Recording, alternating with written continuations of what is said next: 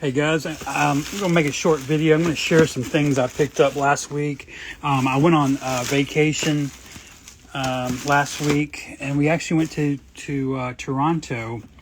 It's very odd how that whole trip went down. It was literally a week before we left, we scheduled this. It was really crazy, actually.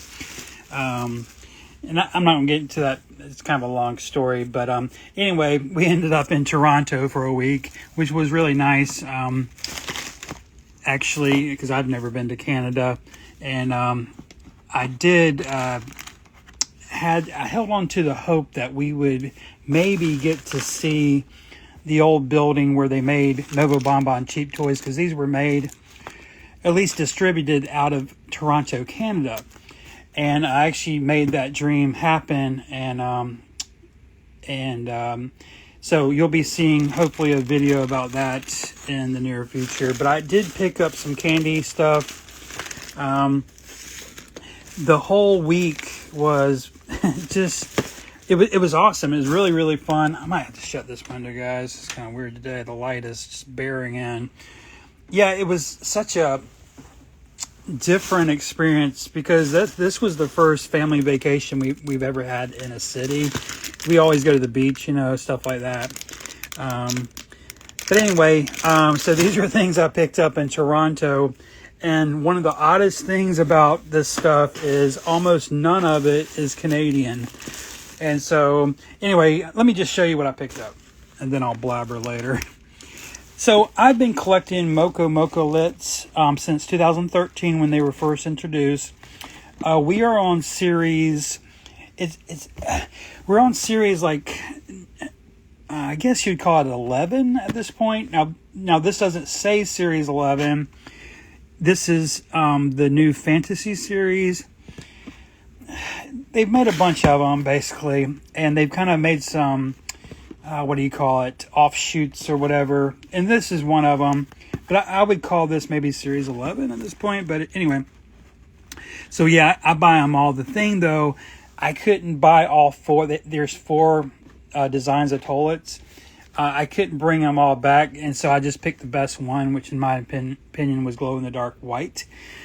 Anyway, so here it is. And if you don't know, in Japan, for the past decade, a little bit more actually, they've been making a type of candy called DIY, meaning do it yourself. And so it's its own genre of candy, novelty candy. And so if you ever open one of these, for example, notice it's a pretty damn big box here. This toilet is not put together. And so part of the play feature for these and other candies that come in these DIY kits from Japan is that the child plays with it. They build it. And then what you do is you pour in some powder into the toilet, and then you add water, and it foams up. And they come with little straws, and you slurp it out of the toilet. So anyway, this is a new series. You can look out for them. They're kind of hard to find. They're not rare, but they're just hard to find here stateside. But anyway, that's what they look like. And they always come with 4 variants. And I always buy every one I find. So this time, though, in Canada, I just couldn't drag it all back in my book bag and all that shit. So I picked up what I think is the best one. I'll get the other ones. I also picked this up. Now, this has been out for a while, but it's the first time I've run into it, like, in person. But I found a whole rack of Haribo. I have pictures that I'll be posting of all my, the stuff that I saw in Canada. The main thing, just so you know, is I'm doing a little mini, I was going to say mini documentary. It's not even, it's going to be like 5 minutes long, but it's about me going to the factory that these were made, and these were made. And so, but along in that video, I'll be showing some other photos that I took. But yeah, I was looking at this. I guess this has some French Canadian writing on it. So there you go. But anyway, that's eggs, right? I picked up these 2 push pops. let me set you down. Push pops, you have to kind of spread the pack out. Yeah, so this is one, just a few examples of some stuff that's Canadian, has the French Canadian writing on it. But yeah, all the ring pops and push pops, all those like top staples, I collect those extremely heavy and pick up every little random thing I can find with them. Trying to see what the flavor. Okay, citrus craze, and this one's blue raspberry watermelon. So I ended up on the last day in this shop that was obviously owned by a Chinese man because it was Chinatown.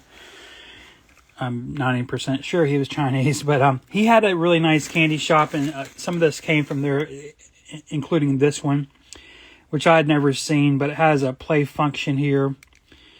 I reckon that's a little bus or the front of a train. Yeah, just kind of cutesy little things. You can see the Sanrio branding there.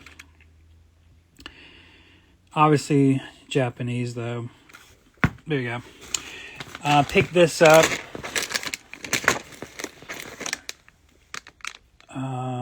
This is the first time I've ran across this. I have seen it online, but actually first time I ran across it in person. But the Fanta, I can't read it, man. I don't know what it says. Oh, well, it shows a picture. It appears to be maybe some candy-coated gummies of some sort. Who knows? Now, these guys were very odd. I ran across these. They appear to be some maybe Mexican Now and Later. And so I picked up every one I saw. There was only four flavors there. And I can't even pronounce this, Maybe Toonie, something like that. I don't know. They're made by Canels, who have been making, I don't know how long they've been making candy, but I have some very old Canel stuff in the archive here, but very cool to find. But yeah, they look just like a Now and Later. Same size, same cello even. It has that printed customs, or printed, whatever that is, decal. Yeah, so I picked up Canadian Nerds, because that's what you do. Brand new. It's just the Canadian one. You gotta love where it says raisin here. I just love that grapes are pronounced raisin, or called raisin there. So that's pretty cool. But very basic, but it's just the Canadian. Little variant, right? On the back, I guess it is cool how it's translated as well. And all this is printed on. This is not the decal. I think I showed when I went to Mexico. In Mexico, they actually sticker labeled over the entire box. It was one of the craziest things I ever saw. But this is all printed. Yeah, this is about it. But I picked up some vending stuff. This is a Pokemon. And we bought some other ones. They're in another place. But they have little monos in them. I'll show you that real quick. I did eventually run across other monochromatic minifigures. If you don't know what those are, it's just like a small toy that's not painted. That kind of falls in line of what we were getting a lot in the 70s and 80s with vending machines and with stuff like this and stuff like muscle figures and all that. Anyway, this Pokemon, I was pleasantly surprised, has a little mono in it. This little dude. And so we bought some other ones. I think they're still even packed up.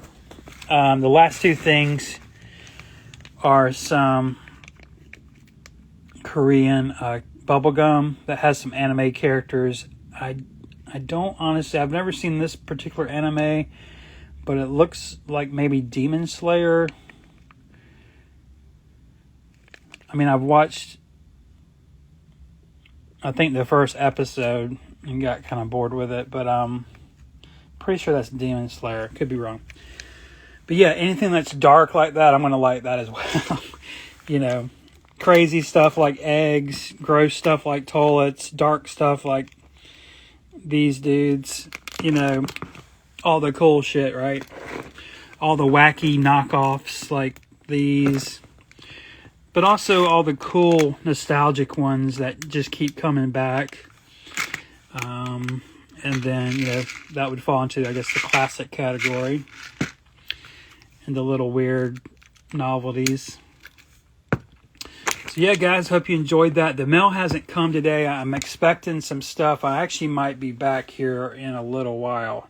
We'll see. I'm hoping I'll be back in a little while. One thing, my video from yesterday, the last one, part 3, I don't I don't know what happened, man. I just do apologize. I know it got a little weird there. I just, it was a little too much, a little overstimulating. And so today I'm not going to let that happen. I'm going to take long breaks between videos. Anyway, see you guys in the next one. Russ Van out.